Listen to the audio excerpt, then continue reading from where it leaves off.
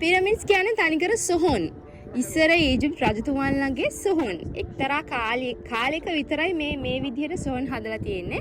හරියටම කිව්වොත් 4 වෙනි ඩයිනස්ටි එකේ මේ පිරමිඩ්ස් අතර ලොකුම පිරමිඩ් එක තමයි මේ තියෙන්නේ. නමුත් ක්ලියොප්ගේ දේහය මේක ඇතුලේ හම්බ වෙලා නැහැ. පිරමිඩ් එක ඇතුලේ තියෙන තනිකර පුංචි එක කාමර. ඒකට ඇතුල් වෙන්න හරිම පුංචි ඉඩක් තමයි තියෙන්නේ. ඔළුව නමාගෙන තමයි ඇතුල් වෙන්න ඕනේ.